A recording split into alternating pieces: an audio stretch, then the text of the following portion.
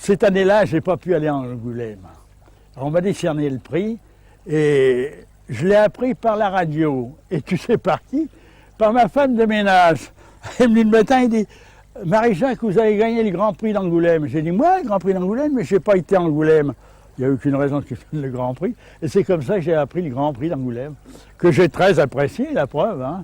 C'est que je suis revenu chaque année et que vous m'avez fait l'honneur, vous voyez, même de faire un film.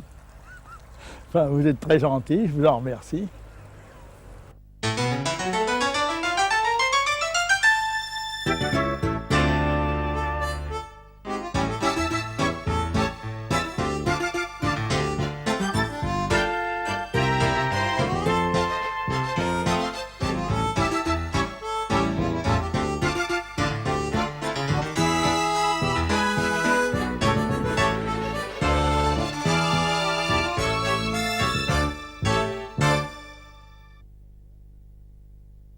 Marie-Jacques, à 81 ans, tu dessines encore?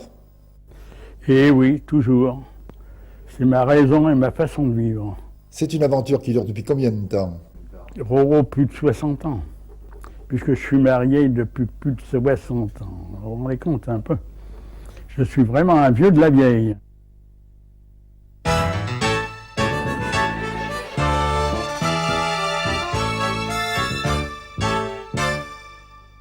La première fois, c'est tout à fait spécial. Je faisais beaucoup de sport, à ce moment-là, je faisais du football. Et moi, à ce moment-là, j'étais signé d'une façon amateur, je faisais du sport. Et moi, je m'étais mis à faire comme Pélos en faisant les matchs de la société. Et j'affichais ça toutes les semaines, etc. Jusqu'au jour où il y a le secrétaire général de la Fédération sportive et gymnastique et patronage de France a vu ces dessins. Il avait un journal Les Jeunes, il ne savait pas comment l'animer. Alors quand il a vu ces dessins-là, il dit « Ah, voilà, je l'ai trouvé ». Alors là, je commençais dans Les Jeunes à faire d'abord une série dessinée dans le genre un peu de Mickey. J'ai fait cette bande dessinée-là, et là, c'était très drôle, j'étais tout à fait amateur, mais c'était formidable pour moi, parce que automatiquement, j'étais payé un billet d'invitation dans les, comment dirais-je, dans les grands matchs, j'étais parmi les invités, parmi la presse, etc. Ça me suffisait largement comme pige. Au contraire, ça me flattait, etc. Voilà tout à fait mes débuts dans Les Jeunes et comment j'ai été payé, vous voyez, avec des billets d'invitation. J'ai d'ailleurs commencé le dessin comme amateur. J'étais vraiment un amateur. Aussi bien même à Kerveillant, puisque quand j'ai dessiné à Kerveillant, c'est là que je crois que te l'avoir dit un jour, là, l'abbé Courtois, actuellement, qui était un peu reine, il faut le dire, il tire à 1500-1600 exemplaires. Il ne pouvait pas me payer. Il y avait Hergé qui était avec moi, et Hergé c'était pareil. Je me souviens, on reproduisait Tintin au pays des Soviets à ce moment-là. Moi, l'abbé Courtois me payait en me faisant mettre à genoux et il me bénissait. C'est exact. Et certainement, si je suis arrivé où je suis, admettons que c'est bénédiction, vraiment. Dessiné après dans Pierrot, dès qu'il m'a fait connaître Monsieur Desconniers, j'ai dessiné très longtemps dans Pierrot. J'ai fait de nombreuses séries qui ont d'ailleurs évolué. C'est là que j'ai François Vérac, que j'ai Costaud Chien Policier. Et le chasseur de monstres? Ah, le chasseur de monstres, oui, ben, c'est une des premières séries réalistes que j'ai fait. Il y a aussi les albums des éditions Gordine. Gordine avait commandé une bande dessinée genre Mickey à Loreillic, et Loreillic était incapable de faire une bande dessinée dans le genre Mickey. Alors il m'a dit, tu vas me faire le scénario, tu vas me faire le personnage, paf, et flic, et paf, c'était cheval, si je me souviens bien, parce que c'est vieux tout ça. Hein. Alors donc on a fait cet album, mais je l'ai fait parce que Loreillic m'a demandé de le faire. Presque toutes les séries que j'ai passées chez Gordine ont paru d'abord dans l'Ouest France. Oui, par exemple, les grandes chasses du capitaine Barbelure, c'était la page du jeudi du Ouest France.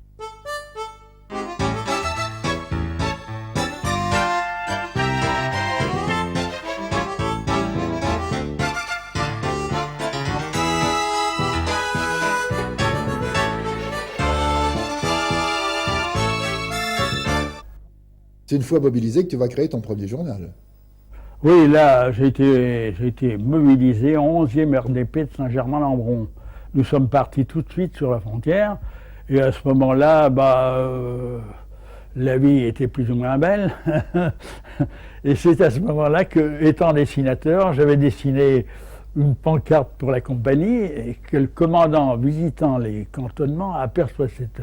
Il cherchait un monsieur qui fasse des lettres extraordinaires pour faire son ordre de bataille.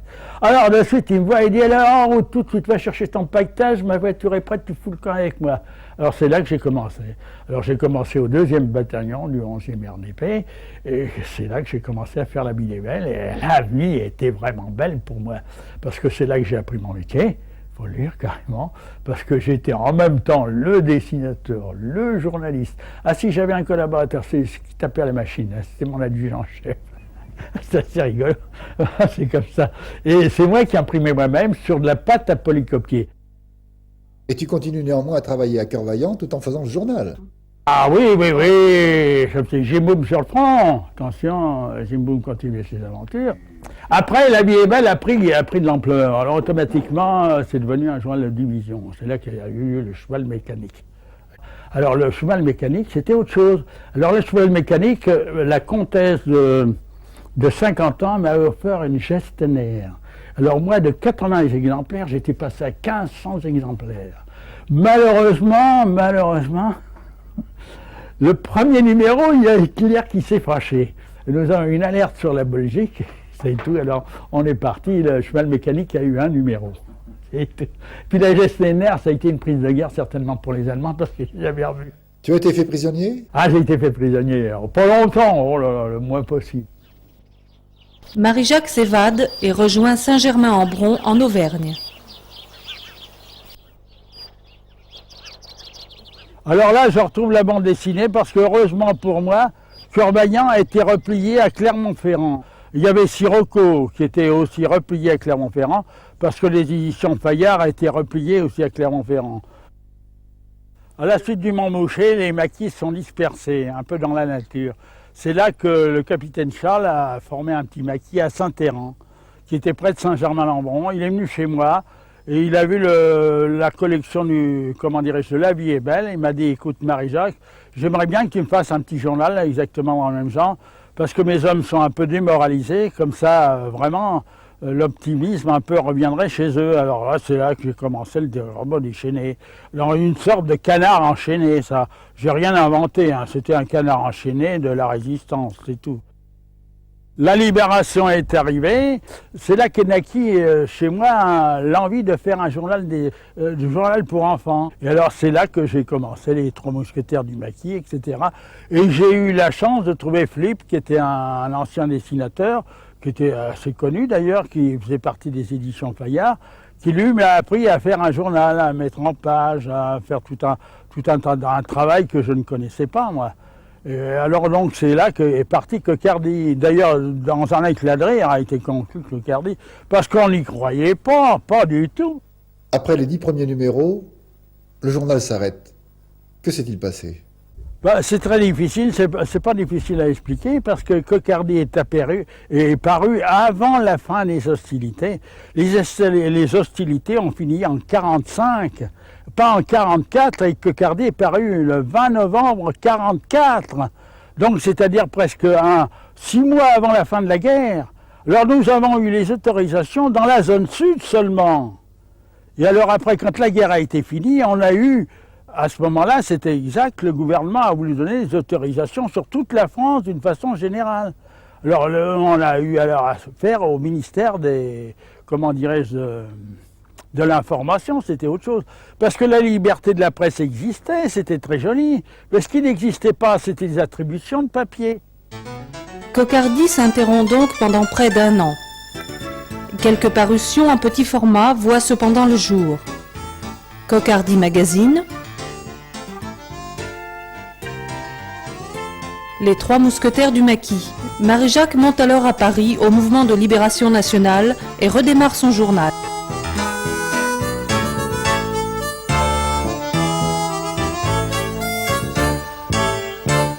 Cocardi chantait tous les 10 jours pour la jeunesse de France.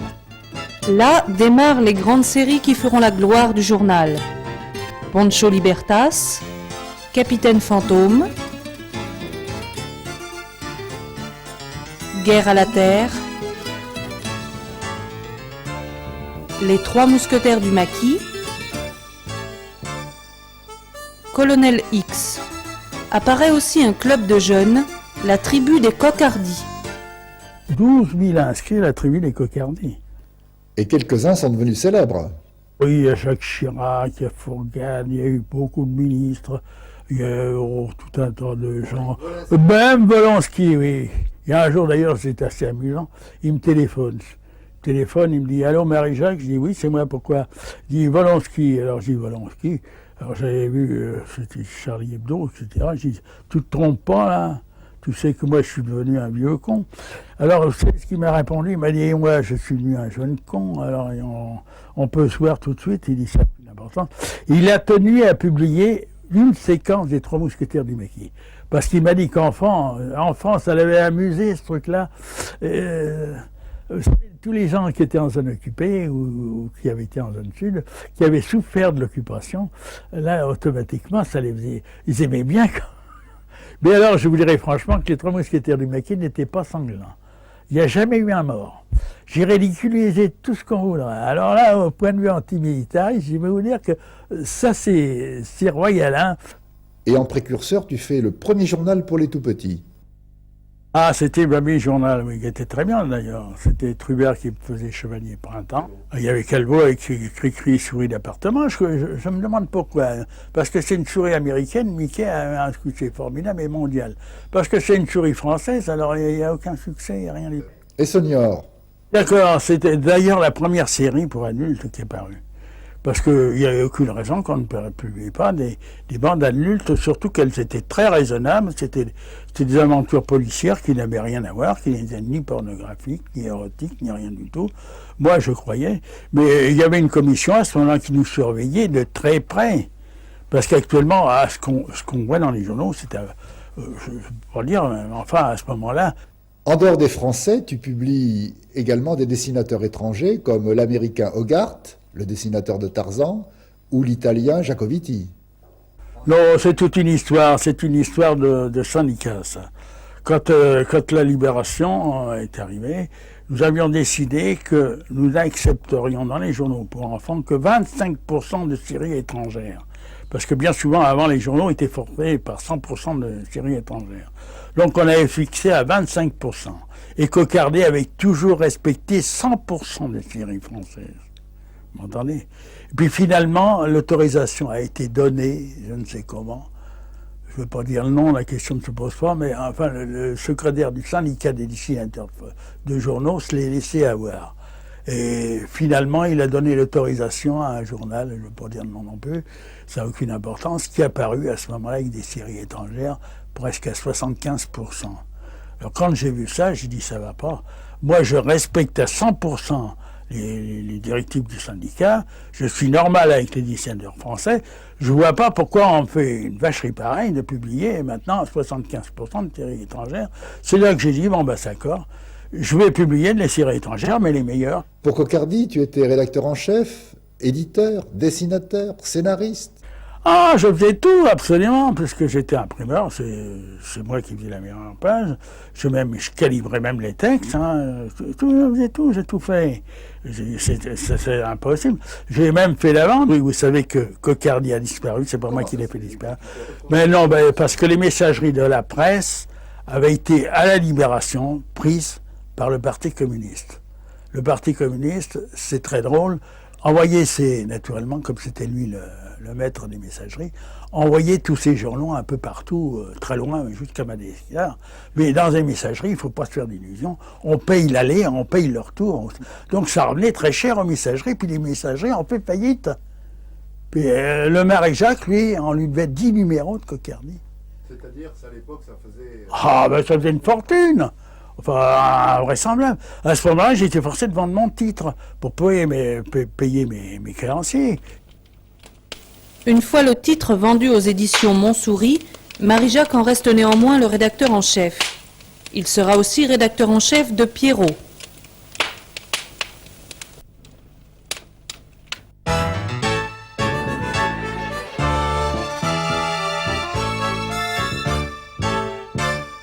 moi, j'ai commencé à prendre mon Rodin, etc. Ils ont essayé un petit peu de remettre la censure parmi ma rédaction. J'ai dit, bon, ben, j'en ai plein le dos. J'étais, comment dirais-je, je voyais des agences de presse. J'avais eu des séries pour filles qui étaient pas mal. J'ai dit, tiens, mais on préfère un bon journal de filles avec tout ça, avec mes dessinateurs et tout ça. C'est là que j'ai créé Mireille. Alors j'ai lancé Mireille comme un grand, j'ai fondé les éditions de Châteaudun, parce que j'avais pas encore de maison d'édition. Puis alors Del Duca a vu exactement que ce journal montait, parce que c'était un homme d'affaires, il a un pifomètre. Vous avez été associé. Ah oui, d'accord, c'était oui, mais pour un journal, hein, pour Mireille, si j'avais été associé, pour nous deux et pour Confidence et toute la kyrielle de titres qu'il a fait, ça aurait été formidable. Mais la question n'était pas là. Tu sais, Mireille, c'était pas lourd pour lui, hein.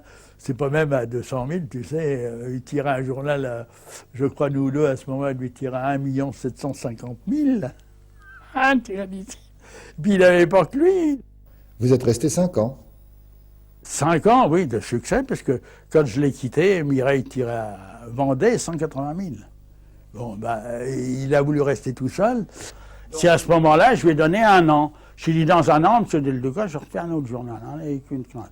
Il m'a dit, 1 an, mais t'es très correct, il dit, c'est très, très, très bien. Et bien, au bout d'1 an, Mireille paraissait plus. Marie-Jacques lance alors Frémousse, puis Nano-Nanette. Le public de Nano et Nanette est exactement le public de Pierrot.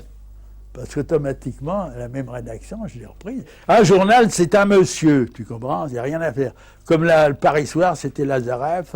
Un autre journal, ce n'est pas, comment dirais-je, une collection de bandes dessinées mettant ensemble. Non, non, c'est un esprit, c'est un journal qui est fait d'une façon générale, tu vois. C'est pas du tout ce qu'on croit. C'est pour ça qu'un journal a une personnalité, il n'y a rien à faire. Et malgré ses succès, un beau jour, tu arrêtes. C'est que le Marie-Jacques avait été trop loin, et puis j'ai attrapé un infarctus. Un factus, comment tu dis, un fractus ou un factus, comme tu voudras. Hein. J'en ai attrapé un, j'en ai attrapé 2, j'ai compris. J'ai dit, si tu continues comme ça, bah, tu serais complètement chaos, on n'en parlera plus. Alors qu'est-ce que j'ai fait? Chapelle, ça l'intéressait, j'ai vendu mes titres à Chapelle, croyant lui fournir la rédaction, mais ma rédaction, pas la sienne. Mais Chapelle s'est trouvé très malin. Il m'a mis un comité de rédaction. À ce comité de rédaction, il y avait son chef de vente qui, paraît-il, avait 2 filles. Alors lui, c'était le bon Dieu. C'était lui qui connaissait tout, qui voyait tout. Alors moi, quand j'ai vu ça, j'ai vu qu'il fasse ce qu'il voulait. Dans la foulée, Marie-Jacques lance de nombreuses publications. Au total, plus de 37, soit comme éditeur, soit comme rédacteur en chef, par l'intermédiaire de l'agence Art Graphique Presse. Art Graphique Presse, c'est Marie-Jacques, mais c'est une société qui vend des journaux, qui vendait des journaux complets, tu vois, depuis l'aventure, tout ce que tu voudras, les jeux, etc. Et les gens n'avaient qu'à prendre le journal, l'imprimer, c'est tout. En 68, tu crées un journal pour adultes. Et Allez France. Allez France, c'est autre chose. C'était un journal que j'ai fait avec Roger Couder, j'avais une drôle de rédaction, Thierry Roland et Michel Drucker. Alors, c'était invraisemblable. C'était en mai 68.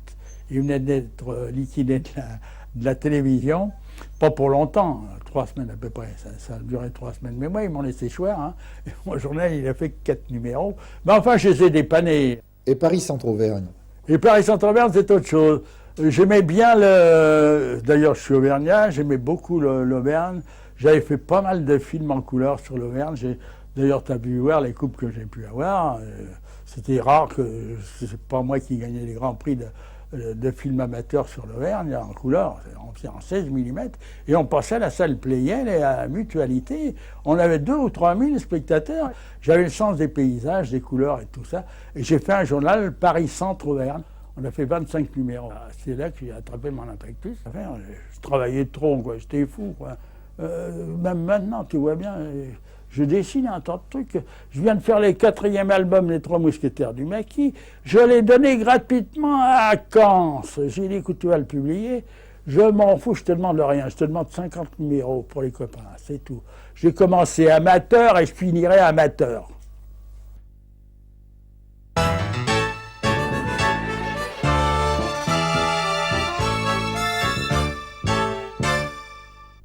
Je suis retraité maintenant, j'habite à peu près Lyon-Saint-Forêt, presque 50% de mon temps, et j'ai gardé cette pièce où tu vois, j'ai affiché tous mes dessinateurs, parce que je viens de me recueillir. Pour moi, c'est un plaisir de voir les dessins.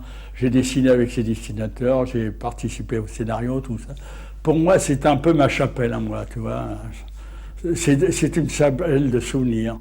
Marie-Jacques, tu as été dessinateur, rédacteur en chef, éditeur, directeur d'agence de presse, mais tu as été surtout un grand scénariste.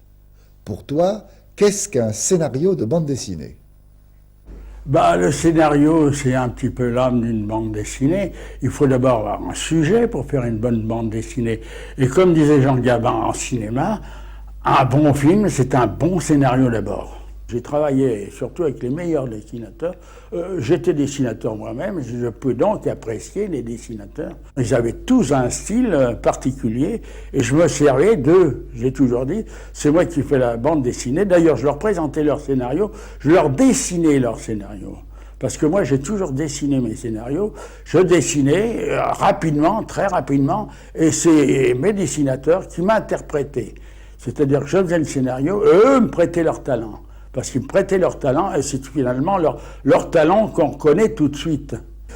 Comme je dessinais mes scénarios, je voyais s'ils m'interprétaient bien ou mal, et en général, ils m'ont toujours très bien interprété. Et c'est comme un metteur en scène qui choisit ses artistes, c'est tout. Et moi, c'est pareil, j'avais un scénario à faire, je savais à qui le confier. Tous mes dessinateurs ont été vraiment, et même actuellement, ont tous été des amis plutôt que des collaborateurs, c'est pas vrai. Nous avons fait ce journal, tous les dessinateurs, en copains, vraiment. J'avais mon équipe, c'était l'équipe Cocardi. Un dessinateur, ça met peut-être un jour ou deux pour faire une planche. Mais pour trouver une bonne idée de scénario, il faut peut-être des mois. Et c'est ce qu'on ne tient pas compte, et c'est dommage. Et à travers mes dessins, moi, je cherchais à attirer la sympathie de mes lecteurs, à travers mes dessins. Je les sentais, mes lecteurs, et c'est très drôle. Et c'est pour ça qu'il faut dessiner, il faut penser, etc. Et faire son métier avec ses tripes. Et il n'y a que comme ça qu'on peut vraiment attirer le grand public et qu'on peut se rendre sympathique. C'est pour ça que j'ai des gens de 60 ans qui m'écrivent des lettres. Je suis moi-même étonné. J'ai quand même frappé à ce point-là.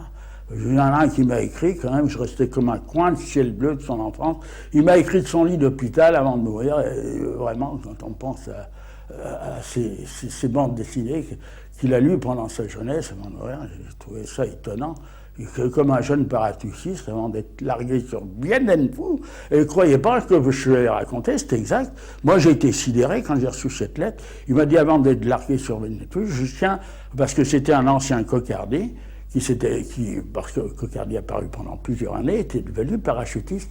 Et avant d'être largué, il dit, je tiens à t'exprimer de nouveau la devise des Cocardi. Franchise, loyauté, et il a mis en gros courage.